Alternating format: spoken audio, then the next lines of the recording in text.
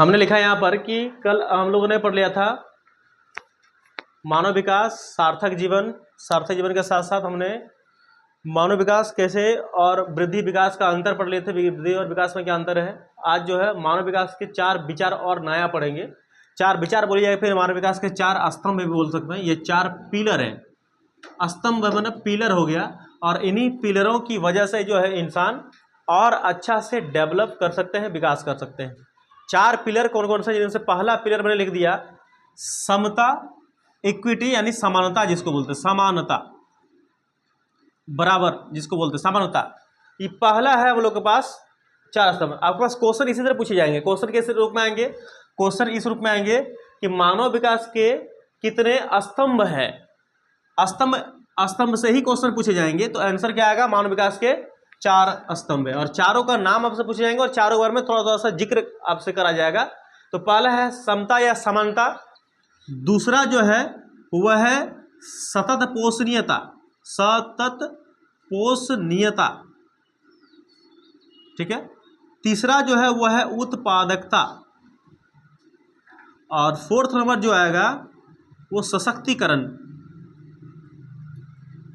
अभी बताएंगे चारों को, पहले हम समता देख लेते हैं।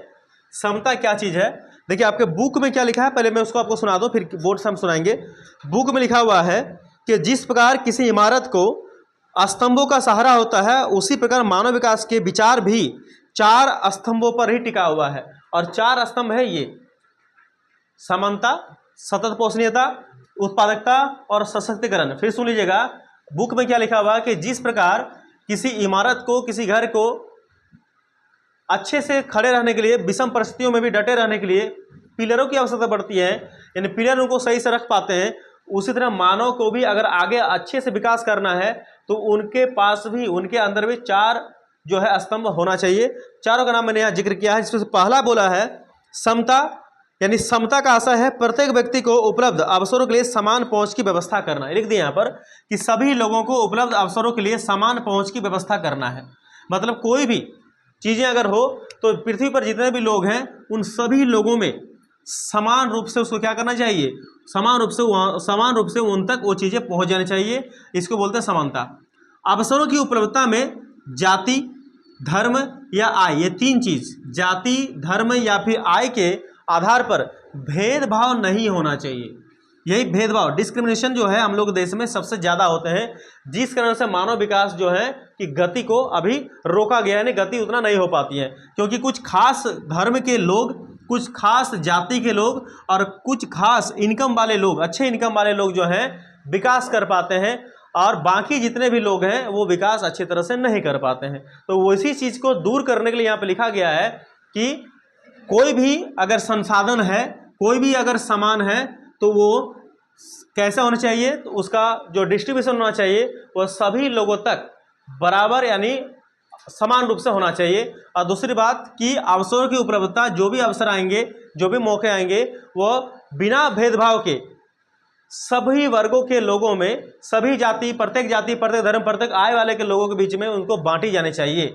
अगर भेदभाव होता है, देखिए यहाँ लिखा है कि अगर भेदभाव होता है तो क्यों होता है, उसके कारण का पता लगाओ। अगर आपको लग रहा है कि हाँ भेदभाव हो रहा है, डिस्क्रिमिनेशन हो रहा है, तो क्यों हो रहा है इसका क्वेश्चन मार के इसका पता लगाइए। तो यहाँ क्या लिखा गया आपके बुक के अनुसार कि सबसे अच्छा है कि उनका सर्वे कीजिए। सर्वे करना मतलब समझते हैं आप? सर्वे समझते हैं आप? सर्वे का मतलब क्या होता है? सर्वे का मतलब होता है कि कुछ टीम के लोग होते हैं, वो टीम के लोग घर घर जाकर जांच करते हैं, वो जो जिस विषय को लेकर सवाल उठा हुआ है उस विषय से संबंधित।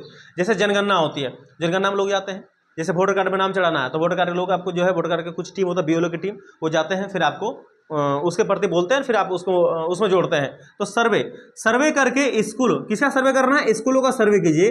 और सर्वे करके स्कूलों से ड्रॉप आउट का मतलब होता है, देखिए पढ़ना तो सबको चाहता है, लेकिन उस पढ़ाई के दौरान देखिए पहला क्लास, दूसरा क्लास, तीसरा, चौथा तक पढ़ते किसी तरह टान खींच के 10 तक पहुंचता है, और 10 के बाद ही ये चीजें देखी जाती हैं कि बच्चे सबसे ज्यादा 10 के बाद ड्रॉप आउट कर देते हैं। ड्रॉप आउट का मतलब होता है कि आगे वो और पढ़ना नहीं चाहते। कारण क्या है नहीं पता, लेकिन वो पढ़ना नहीं चाहता है। कारण कैसे पता लगेगा? इसी तरह से जब आप सर्वे कीजिएगा तो सर्वे के बाद आपको कारण का पता चलेगा कि बच्चे आखिर ड्रॉप आउट करे तो करे क्यों है। तो अगर जो बच्चे ड्रॉप आउट किए हैं तो उसका कारण पता लगाइए। तो सर्वे करके स्कूलों से ड्रॉप आउट बच्चों की संख्या और उनके वर्गों का पता लगाइए। पता लगाना चाहिए, क्योंकि शिक्षा से वंचित, पढ़ाना लिखाना, आज के समय पर बोल देते हैं कि आज के समय पर एक सभी अभिभावकों को जो है, सभी टीचरों की ओर से ये सलाह है आप लोगों को कि अपने बच्चों को कम से कम क्लास तक जरूर पढ़ाएं। कारण कि आज का अब जो समय आने वाला है, वो दौर जो आने वाले हैं, वो पढ़ाई का ही दौर आने वाले हैं। अगर आपके बच्चे नहीं पढ़ेंगे तो वो जिस दौर में अभी लोग चल रहे हैं ना, उस दौर में वो फिट नहीं बैठ पाएंगे, जिससे वो विभिन्न चीज़ों से वंचित रह जाएंगे।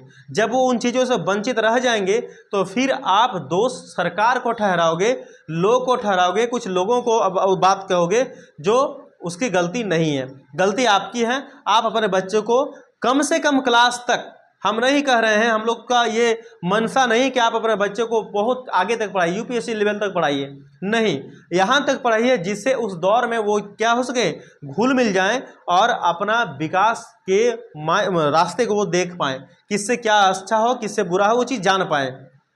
तो यहाँ लिखा है क्योंकि शिक्षा से वंचित का मतलब होता है जो शिक्षा ग्रहण नहीं करते हैं, अनपढ़ लोग, जो शिक्षा से वंचित जो बच्चे हैं, बच्चों के पास क्या होगा, जो शिक्षा प्राप्त नहीं करेंगे उनके पास विकल्प क्या हो जाएंगे, सीमित हो जाएंगे। बात सही है। जैसे अभी आपके घर में जो लेबर लग रहे हैं, जो मजदूर लग रहे हैं, उनसे पूछिए कि आप कितने पढ़े हैं, वो कहेंगे हम नहीं पढ़ लिख पाए हैं, हम पढ़े लिखे नहीं हैं। अगर पढ़े लिखे नहीं हैं तो उनके पास सिर्फ एक ही विकल्प है। क्या विकल्प है? आज ए के घर में ईंटा ढोना, कल बी के घर में ईंटा ढोना, परसों सी के घर में मिट्टी काटना, डी के घर में सीमेंट बालू का घोर बनाना। मतलब उनके पास एक ही विकल्प है, लेबर के अलावा दूसरा कोई काम नहीं कर सकता। उसको बोलो कि चलो भाई तुम ये सब काम क्यों करते हो, मेहनत काम क्यों करते हो, तुमको चलो ऑफिस में बिठाते हैं, मस्त कंप्यूटर चलाना, बढ़िया इनकम कमाओगे, इससे ज़्यादा कमाओगे, अच्छा रहोगे। वो जा पाएगा? नहीं जाएगा, वो जाना ही नहीं चाहेगा, क्योंकि उसको पता है कि हम नहीं कर पाएंगे। क्यों? क्योंकि हम शिक्षा से वंचित हैं। मेरे पास सीमित विकल्प है। सीमित विकल्प मतलब सिर्फ एक ही विकल्प मेरे पास है, वही करेंगे, उसके अलावा मैं कुछ नहीं कर सकता हूँ, चाह कर भी कुछ नहीं कर सकता है। और जो पढ़े लिखे रहेंगे, जो समय के साथ चलेंगे, समय के दौर में गुजरेंगे, वो क्या करेंगे, वो उसके पास विकल्पों की कमी नहीं होगी। विकल्पों की कमी नहीं है, मतलब वो स्वतंत्र है, और जो चाहेगा वो विकल्प को चुन पाएगा। जैसे हमारा काम, हम पढ़े लिखे हैं, हमारा काम है पढ़ाना। अगर मैं पढ़ाना लिखाना बंद भी कर दूंगा तो मैं दूसरा विकल्प की तलाश करूंगा। यहाँ बोला ना ऑफिस में बैठ के, चलो भाई ऑफिस में काम लगवाते हैं, बढ़िया से मस्त कंप्यूटर चलाना, मैं वो काम कर लूंगा, ठीक है ना। तो कोई भी काम हम कर सकते हैं क्योंकि हमारे पास विकल्प है। क्यों विकल्प है? क्योंकि हम शिक्षित हैं, हम शिक्षा से वंचित नहीं गए हैं, ठीक है ना। तो शिक्षा से जो वंचित होते हैं उनके पास विकल्प कैसे होते हैं, सीमित होते हैं। तो यहाँ पर एक सवाल बन जाता है आपके पास फिर से कि शिक्षा से वंचित लोगों के पास या बच्चों के पास विकल्प कैसे होते हैं, सीमित के असीमित? तो हो जाएगा सीमित, लिमिटेड होते हैं, उसका दूसरा कोई चारा और नहीं होते हैं। तो ऐसे बच्चों को जो शिक्षा से वंचित हैं, अगर शिक्षा से वंचित है तो उनके पास विकल्प एकदम कम है, एक ही विकल्प है, तो उनके विकल्पों को बढ़ाओ। तो विकल्प को कैसे बढ़ाओगे? तो उन सारे बच्चों को, उन ड्रॉप आउट बच्चे को स्कूल से जोड़ो। स्कूल चले हम, स्कूल से जोड़िए, तो स्कूल से जोड़ोगे तो क्या हो जाएगा, उनके पास शिक्षा मिल जाएगी, उनके पास एक जीवन जीने की राह मिल जाएगी, एक चाह मिल जाएगा, एक किरण मिल जाएगा, जिसके थ्रू में वो आगे जो सीमित विकल्प उनके पास हैं वो असीमित विकल्पों में तब्दील हो जाएगी, और फिर वो बच्चे आगे अच्छे से अपना विकास कर पाएंगे। तो ये समानता है, समानता सब में होनी चाहिए, ये बहुत इंपॉर्टेंट चीज़ें हैं। वही बुक, वही चीज़ें जो मैंने यहाँ बताया वही आपकी किताब में लिखा है। कि एक चीज़ और लिखा है किताब में, देख लो, हाँ वही चीज़ लिखा, बाकी कुछ नहीं लिखा है कि भारत में स्त्रियां और सामाजिक एवं आर्थिक दृष्टि से पिछड़े हुए वर्गों में के व्यक्ति बड़ी संख्या में विद्यालय से विरत होते हैं। ये बात बिल्कुल सही है। देखिए कौन कौन विरत होते हैं, विरत में कौन कौन निकल जाते हैं। देखिए पहला जो दिया है, वो पहला दिया जो निकल जाते हैं, निकलने में जो पहला दिया है वो दिया है स्त्री, माने लड़की, यानी महिला, लड़कियां, वो पहला दिया है। दूसरा दिया है कौन, सामाजिक, या स्त्री लिख दो, स्त्री, सामाजिक वर्ग के लोग, सामाजिक वर्ग के पिछड़े लोग एवं आर्थिक से पिछड़े लोग, सामाजिक वर्ग के आर्थिक पिछड़े लोग, है ना, आर्थिक दृष्टि से जो पिछड़े हैं, पिछड़े वो लोग। और तीसरा दिया यहाँ पर क्या है कि सामाजिक आर्थिक से पिछड़े लोग, बड़े से, हाँ यही तक। देखिए ये दोनों चीज़ें, स्त्रियां, लड़कियां भी देखना, लड़की 10 तक, लास्ट 10 तक, बहुत हो तो 11 12, नहीं तो फिर क्या होते हैं, अपने देश का हिसाब किताब बता रहा हूँ मैं, आप भी जानते हो इस चीज़ से बहुत अच्छे से वाकिफ हो कि लड़के हैं तो लड़के की धारणा आज से नहीं, बहुत पहले से चल रही है कि लड़के हैं तो उनको पढ़ाओ लिखाओ बढ़िया करो। क्यों? क्योंकि वो उनके पिता के जिम्मेदारियां को संभालेंगे। लड़कियां हैं तो नहीं भी पढ़ेगी तो चलेगी, क्योंकि अंत में इसको जाना ही पड़ेगा। तो इनको 10 तक काफ़ी है, नहीं भी पढ़े तब भी काफ़ी है। तो इसीलिए सबसे ज़्यादा जो ड्रॉप आउट होते हैं, जो सबसे ज़्यादा बीच में जो पढ़ाई छोड़ देते हैं, वो छोड़ देते हैं लड़कियां। उसके बाद जो छोड़ते हैं वो छोड़ते हैं सामाजिक वर्ग के पिछड़े हुए लोग। पिछड़े हुए लोग मतलब कौन सा लोग? वैसे लोग जो बहुत ताना सहता है, जिसको उच्च घराने के लोग जो है उनको ताना इतना मारते हैं वो पढ़ने ही छोड़ देते हैं, हट नहीं पढ़ेंगे, जाओ काम करेंगे। तीसरी, आर्थिक दृष्टि से पिछड़ा हुआ लोग, जिसके पास पैसा नहीं है, किसी तरह टाने खींच के जो 8 9 10 कर लिया, आगे और पढ़ाई के मामला नहीं है, पिताजी कह दिए हैं कि भैया आगे पढ़ना है तो अपना देख लो, नहीं तो हमसे और नहीं पाएगा, जितना हो पाएगा हमने कर दिया, वो भी छोड़ते हैं। और एक चीज़ और अपने में जोड़ सकते हैं कि वैसे बच्चे भी पढ़ाई छोड़ देते हैं जो कमज़ोर होते हैं। कमज़ोर बच्चे क्यों छोड़ते हैं? कि कमज़ोर बच्चों को अक्सर जो थोड़ा तेज प्रखर बुद्धि वाले जो बच्चे होते हैं उनको हमेशा नीचे दिखाते हैं, क्लास में, बाहर में, हर जगह। जिस कारण से ये बच्चे तंग आकर पढ़ाई को बीच में ही छोड़ देते हैं। तो कुछ कुछ चीज़ें हैं जो पढ़ने में जो है बाधाएं उत्पन्न करते हैं।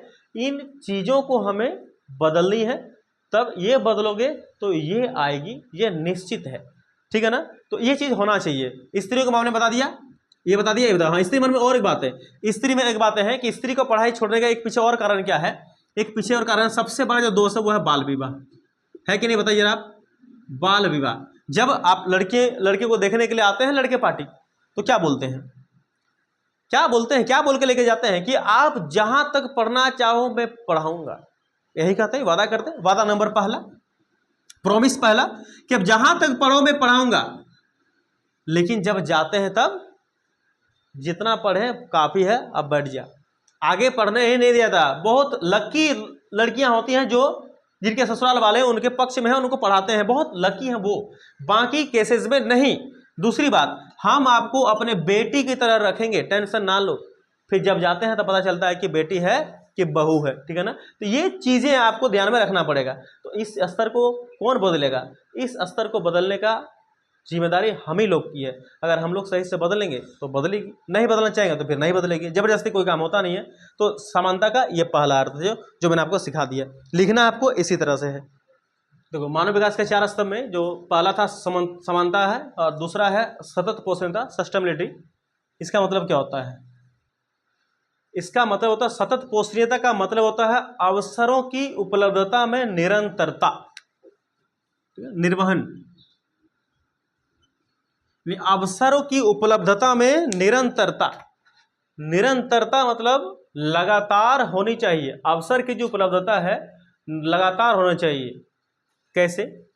कि प्रत्येक पीढ़ी की जिम्मेदारी है, प्रत्येक पीढ़ी, पीढ़ी मतलब जनरेशन, जिसको बोलते हैं जनरेशन, जनरेशन बोलते हैं। तो प्रत्येक जनरेशन का एक उत्तरदायित्व है, एक जिम्मेदारी है कि वो जो संसाधन जो है, संसाधन, रिसोर्सेज, संसाधन मतलब वो सारी चीज़ें संसाधन कहलाएगी जो हमारी ज़रूरतों को पूरी करते हैं। तो कि वो संसाधनों का इस प्रकार से उपयोग करे, उपयोग ना सदुपयोग करे, कि आगे आने वाली जो जनरेशन है, जो पीढ़ी है, उनको भी समान अवसर मिले, समान अवसर मिले। ये सतत पोषणीयता के तहत उसका डेफिनेशन है, उसको मैंने समझाया।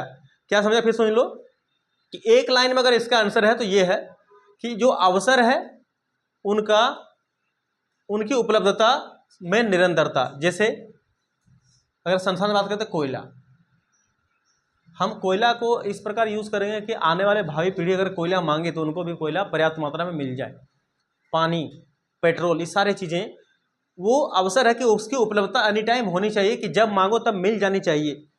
तो उन चीज़ों की हम क्या करेंगे? बहुत ही जिम्मेदारी से, बहुत ही उत्तरदायित्व पूर्वक उसका यूज करेंगे, उपयोग करेंगे, सदुपयोग करेंगे, जो आगे आने वाली पीढ़ी को भी एकदम समान अवसर मिले। किताब में क्या लिखा है, किताब से मैं आपको समझा दूं किताब में क्या लिखा है। किताब में लिखा है कि निर्वहन का अर्थ है या सतत पोषणीयता का अर्थ है कि अवसरों की उपलब्धता में निरंतरता, यही लिखा है। सतत पोषणीयता मानव विकास के लिए आवश्यक है कि प्रत्येक पीढ़ी को समान अवसर मिले। प्रत्येक पीढ़ी, आज हम जी रहे हैं, हमारे बाद जो पीढ़ियां आएंगी, उसके बाद जो पीढ़ियां आएंगी, ये पीढ़ी कंटिन्यू चलती रहेंगी, उन सब पीढ़ी को जो है बिना कष्ट के हर एक चीज आसानी से मिल जाए, ऐसा यूज हम लोग करेंगे, ठीक है ना। तो समस्त पर्यावरणीय, वित्तीय एवं मानव संसाधनों का उपयोग भविष्य को ध्यान में रखकर हमें उपयोग करना चाहिए। इन संसाधनों में से किसी भी एक का दुरुपयोग अगर हम लोग करते हैं तो भावी पीढ़ियों के लिए, यकीन मानिए कि भावी पीढ़ियों के लिए अवसरों को बहुत कम कर देगा, ठीक है ना। जैसे यहाँ लिखा हुआ, जैसे देखिए, जैसे अब उन सबसे हटके और एक जो है जरूरी चीजें हैं, लड़कियों को पढ़ाना चाहिए। एक लाइन है ना, बेटी बचाओ बेटी पढ़ाओ, ये लाइन है ना। तो लड़कियों को पढ़ाना चाहिए ताकि उनके पास बड़े होने पर विकल्प समाप्त न हो। विकल्प यानी उनका जो ऑप्शन है वो समाप्त न हो, जिस रास्ते चाहे उस रास्ते में अपने को विकास कर सकती हैं। क्यों? इसलिए उसको पढ़ाना चाहिए, ठीक है ना। तो लड़कियों को पढ़ाओ। यहाँ क्या लिखा है कि बालिकाओं का विद्यालय भेजा जाना एक अच्छा उदाहरण है सतत पोषणीयता का। यदि एक समुदाय अपने बालिकाओं को विद्यालय में भेजने के महत्व पर जोर नहीं देता है तो युवा होने पर, यानी जब वो बड़ी होंगी, जब वो बड़ी होंगी तो इन स्त्रियों के लिए अनेक अवसर समाप्त हो जाएंगे। उनकी वृत्तिकाओं की विकल्प में तीव्रता से कमी हो जाएगी और उनके जीवन के अन्य पक्ष को भी प्रभावित करेगा। इसीलिए प्रत्येक पीढ़ी का जिम्मेदारी है कि वो अपने बच्चे को जरूर पढ़ाएं, और साथ में अगर उनको पढ़ाएंगे तो उनके पास अवसर और विकल्प की उपलब्धता एकदम सुनिश्चित हो जाएगी, और वो जो विकल्प और अवसर जो आएंगे वह स्वतंत्रता पूर्वक उन चीज़ों का क्या करेंगे, चुनाव कर सकेंगे। इसीलिए हमें भावी चीज़ों को ध्यान में रखते हुए हर एक काम करना चाहिए। केवल यही नहीं, और भी बहुत सारा काम, जैसे हम कोई वर्क कर रहे हैं तो उनको भी जो है भविष्य को ध्यान में रखते हुए एक चीज़ करना चाहिए कि भविष्य पे इसका इम्पैक्ट क्या पड़ेगा, इसका असर क्या पड़ेगा। तो ये सतत पोषणीय था। अब लास्ट है तीसरा में उत्पादकता, प्रोडक्टिविटी क्या है कि लोगों की कार्यक्षमता में बढ़ाना, लोगों की कार्यक्षमता को बढ़ाना। ये जो एफिशिएंसी है, कार्यक्षमता है, उनको बढ़ाना लोगों की कार्यक्षमता में। तो किसी देश के लोग ही, अब जानते, देखिए ये लाइन याद है, ये लाइन पढ़े हो आप, कभी ना कभी पढ़े होंगे ये लाइन। देखो जरा सोचिए कि किसी देश के लोग ही उसके वास्तविक धन होते हैं। रियल जो एसेट है ना, रियल जो एसेट होते हैं देश का, वो वहाँ के नागरिक ही होते हैं, वहाँ के वो लोग ही होते हैं। जैसे एक माता पिता का रियल एसेट क्या होता है, एक माता पिता का रियल एसेट, अरे एसेट में संपत्ति क्या होता है, उनके बच्चे ही उनका असली धन है।